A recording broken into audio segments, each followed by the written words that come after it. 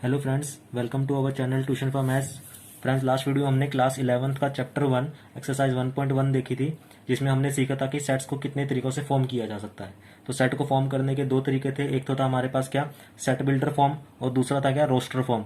और roster form को मैं क्या बोल सकता था, टेबुलर फॉर्म बोल सकता था। ठीक है ना। तो आज हम शुरू करते हैं क्या, टाइप ऑफ सेट्स। तो हम शुरू करेंगे टाइप ऑफ सेट्स, मतलब सेट्स कितने तरीके के होते हैं। तो टाइप ऑफ सेट्स, सेट्स हमारे पास होते हैं चार तरीकों के, यानी कि सेट्स के टाइप होते हैं चार टाइप। तो पहला टाइप होता है मेरे पास क्या, पहला होता है मेरे पास एम्प्टी सेट, और इसी को मैं बोलता हूं क्या, वॉइड सेट। सेकंड होता है मेरे पास, second is infinite set. Third is infinite set,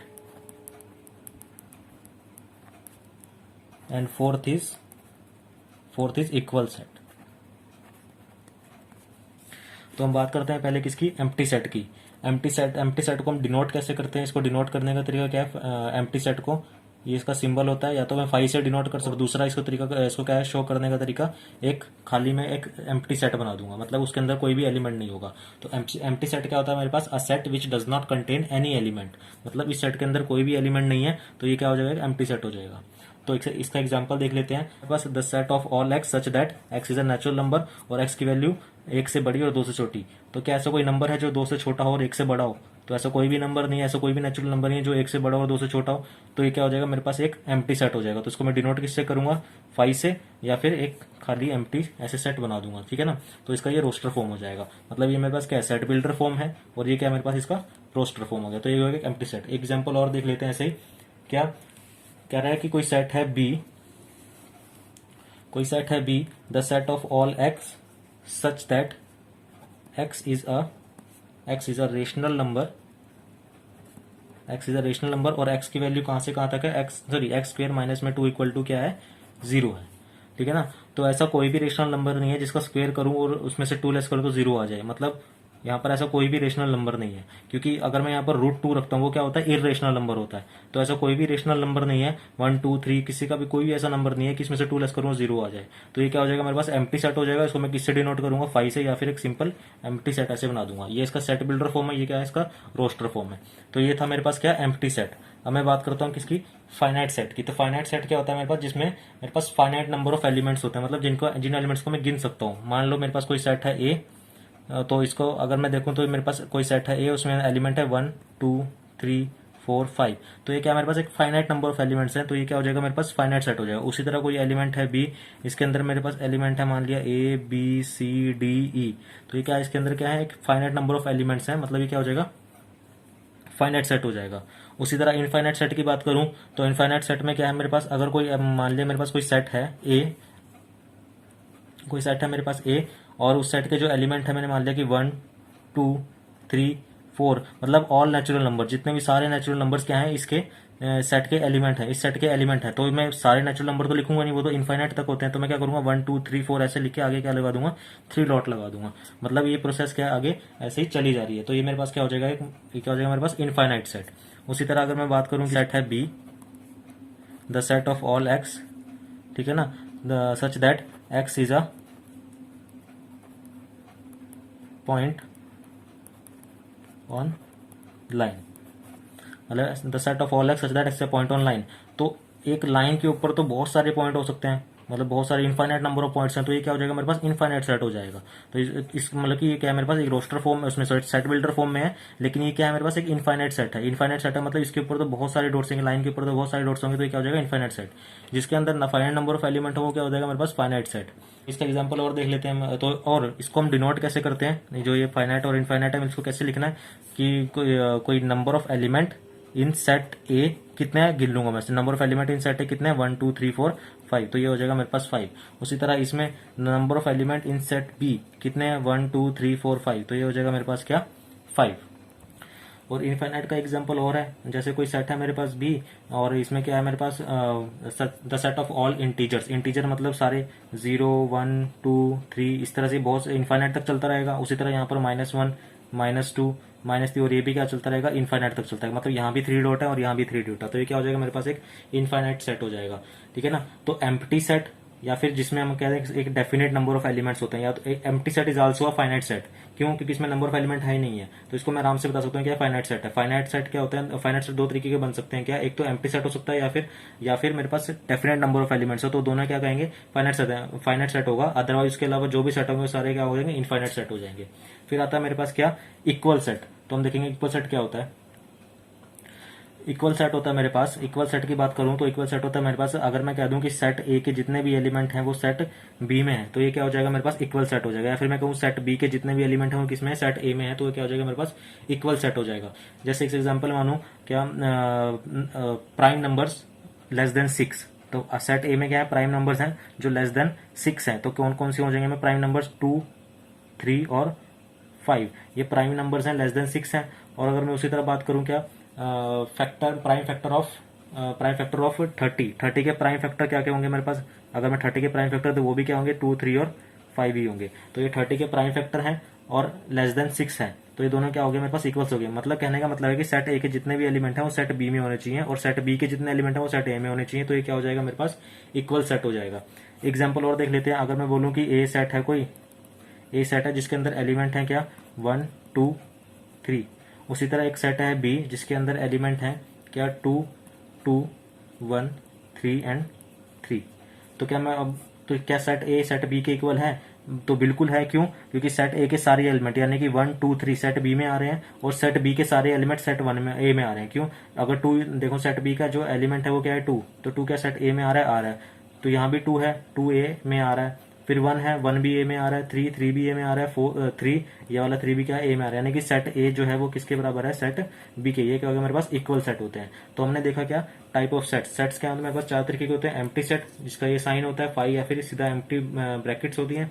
finite set जिसमें जिसके सेट्स को हम जिसके अंदर जो एलिमेंट होते हैं वो गिन सकते हैं। इनफाइनाइट सेट मतलब कि जिसके आगे पीछे 3 डॉट लगी है, मतलब कि जिन्हें हम गिन नहीं सकते, वो तो इनफाइनाइट सेट। और इक्वल सेट मतलब दोनों के आपस में एलिमेंट क्या होने चाहिए? इक्वल होने चाहिए। मतलब दोनों ए का एलिमेंट बी में होना चाहिए, बी का एलिमेंट किस में होना चाहिए? ए में होना चाहिए। तो हम आगे देखेंगे एक्सरसाइज 1.2। तो फर्स्ट क्वेश्चन है मेरे पास, which of the following is a null set. तो मेरे को बताना है कि मेरे पास क्वेश्चन आएंगे, उसमें से मेरे को बताना है कि कौन सा नल सेट है या फिर और एम्प्टी सेट है। मतलब नल सेट को मैं एम्प्टी सेट करता हूँ और वॉइड सेट करता हूँ, तो मेरे को बताना है कि कौन सा नल सेट है। ठीक है ना। तो पहला क्वेश्चन है मेरे पास, फर्स्ट है क्या, set of odd natural number divisible by 2, जो 2 से डिवाइड हो। तो ऑड क्या, ऑड नंबर 2 से डिवाइड होते हैं? नहीं होते, तो ये क्या हो जाएगा मेरे पास? एम्प्टी सेट हो जाएगा। इसको मैं ऐसे डिनोट कर दूंगा। फिर सेकंड क्वेश्चन है मेरे पास, set of even prime number. Set of even prime number, तो इवन प्राइम नंबर कौन सा है मेरे पास? 2 है, तो ये क्या हो जाएगा मेरे पास? एक एम्प्टी सेट नहीं है। तो क्योंकि तो ये इवन नंबर भी और क्या है? प्राइम नंबर भी है। ठीक है ना। तो ये एम्प्टी सेट नहीं है। फिर तीसरा है मेरे पास, तीसरा क्वेश्चन है मेरे पास, the set of all x such that x is a natural number less than 5 and greater than 7। तो क्या कोई नंबर है जो 5 से छोटा और 7 से बड़ा हो? नहीं है, तो ये क्या हो जाएगा मेरे पास? एक एम्प्टी सेट हो जाएगा। ये भी एम्प्टी सेट हो गया। फिर आता है मेरे पास क्वेश्चन नंबर 4, क्या कह रहा है? The set of all y such that y is a point common to any 2 parallel lines. तो 2 पैरेलल लाइंस के बीच में क्या कोई पॉइंट कॉमन हो सकता है? नहीं हो सकता, तो ये भी क्या हो जाएगा मेरे पास? एक एम्प्टी सेट हो जाएगा। ठीक है। नाउ क्वेश्चन नंबर 2 है मेरे पास, क्या, which of the following set are finite और इनफाइनाइट सेट। तो क्वेश्चन नंबर 2 का पहला क्वेश्चन है क्या, the set of months of a year. The set of months of a year, तो क्या मेरे पास फाइनाइट है? हाँ, ये फाइनाइट है, क्योंकि एक साल में कितने महीने होते हैं? सिर्फ 12 महीने होते हैं, तो ये क्या हो गया मेरे पास? फाइनाइट सेट हो गया। तो पहले का आंसर क्या हो जाएगा? फाइनाइट। फिर सेकंड की बात करता हूँ। सेकंड क्वेश्चन है मेरे पास 1, 2, 3 और आगे कितने डॉट है? 3 करके ऐसे डॉट है। तो सेकंड क्या हो जाएगा मेरे पास? इनफाइनाइट सेट हो जाएगा। क्यों? क्योंकि आगे सीरीज क्या चलती जा रही है, इनफाइनाइट सेट हो जाएगा। फिर तीसरा क्वेश्चन है मेरे पास 1, 2, 3 अप टू कहाँ तक? 100 तक। तो ये क्या हो जाएगा मेरे पास? फाइनाइट सेट हो जाएगा। क्यों? क्योंकि सिर्फ काउंटिंग कहाँ तक है? सिर्फ 100 तक है। फिर फोर्थ क्वेश्चन है मेरे पास, the set of positive integer greater than 100। The set of positive integers greater than 100, तो ये क्या है? फाइनाइट सेट है या इनफाइनाइट सेट? तो ये क्या हो जाएगा? इनफाइनाइट सेट हो जाएगा। क्योंकि 100 से तो बहुत सारे नंबर जो है वो बड़े होते हैं, बहुत सारे इंटीजर जो होते हैं बड़े होते हैं, तो इनफाइनाइट सेट हो जाएगा। ये क्या हो जाएगा मेरे पास? Infinite set. फिफ्थ है मेरे पास क्या, the set of prime number less then 99, तो ये भी क्या हो जाएगा मेरे पास? फाइनाइट सेट हो जाएगा। क्यों? 99 से छोटे मेरे को प्राइम नंबर बताना है, तो मैं बता दूंगा, तो ये सारे क्या हो जाएंगे? ये क्या हो जाएगा? इनफाइनाइट सेट हो जाएगा मेरे पास। नाउ क्वेश्चन नंबर 3 है। क्वेश्चन नंबर 3 में मेरे को फिर से बताना है क्या फाइनाइट है या इनफाइनाइट सेट है।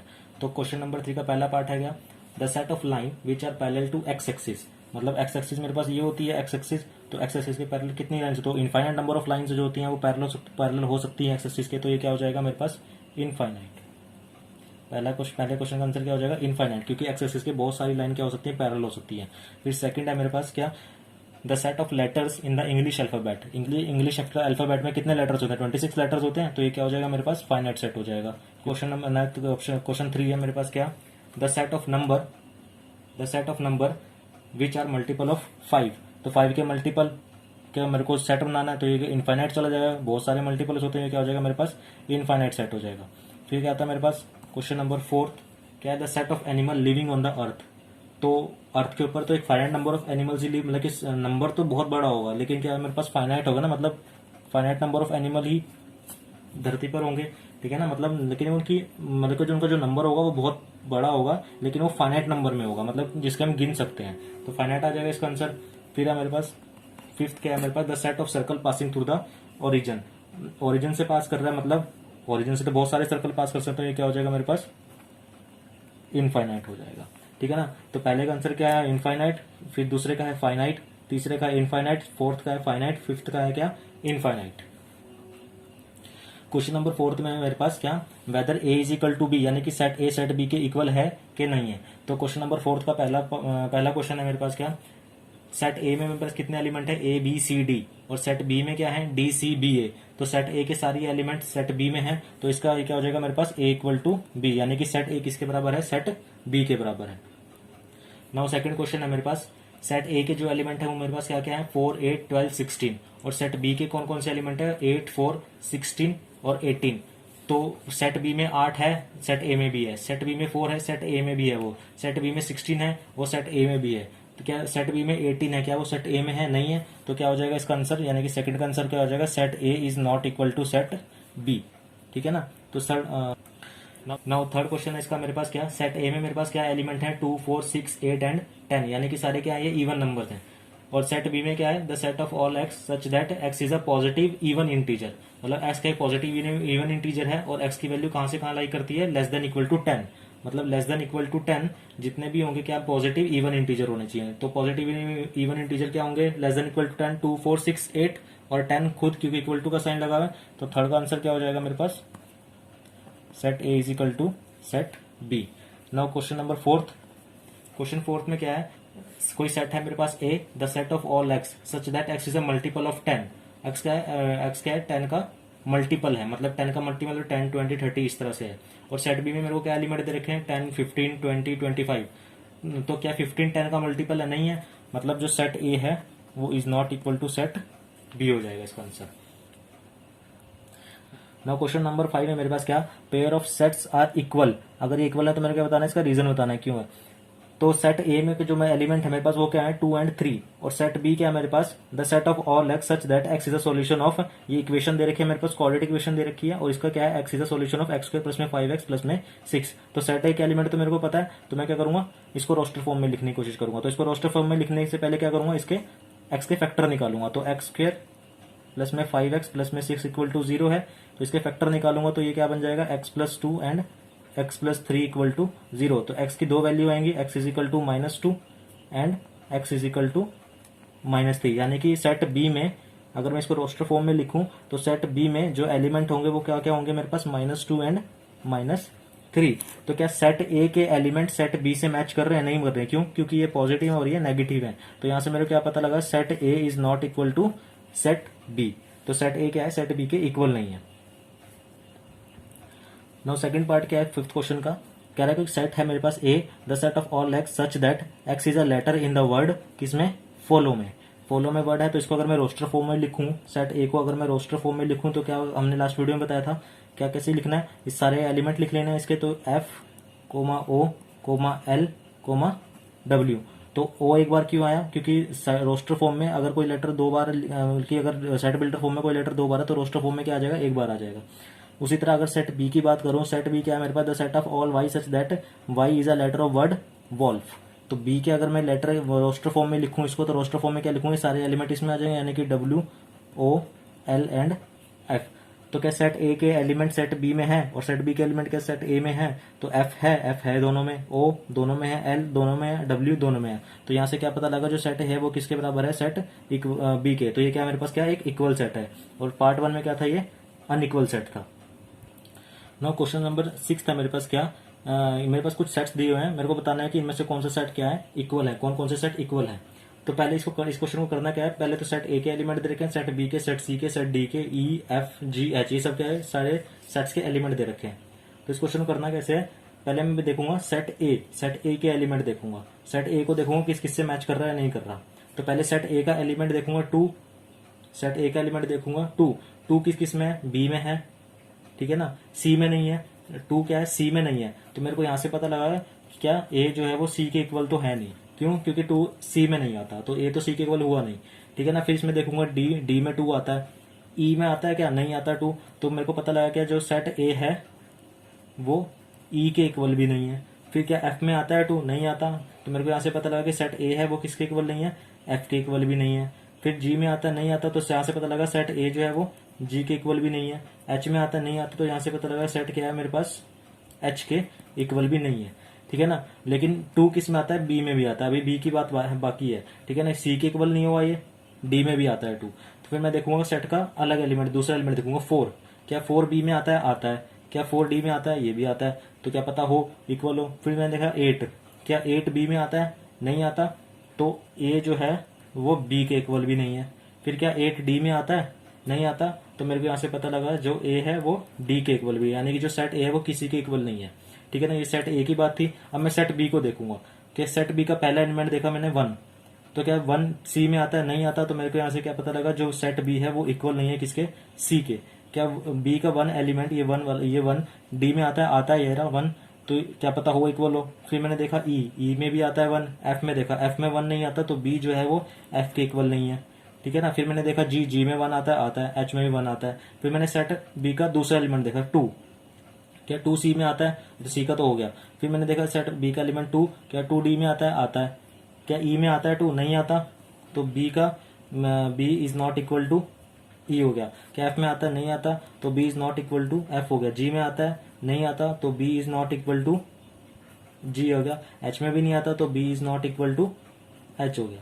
फिर मैंने अभी देखा C F E F G H, ये सारे एलिमेंट हो गए। फिर मैंने बी का क्या देखना है, तीसरा एलिमेंट देखना है। तीसरा एलिमेंट क्या इसका 3, तो क्या बी का तीसरा एलिमेंट 3 डी में आता है, आता है। फिर मैंने चौथा एलिमेंट देखा 4, क्या बी का फोर्थ एलिमेंट 4 डी में आता है, आता है, ये रहा 4।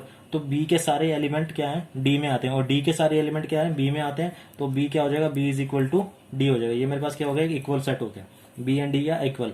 अब मैं सी की बात करूंगा, क्या सी के एलिमेंट डी में आ रहे हैं, देखो 4 8 12 14 3 ये नहीं आ रहा, तो C is not equal to D हो गया। क्या सी के एलिमेंट ई में आ रहे हैं, नहीं आ रहे, तो C is not equal to E हो गया।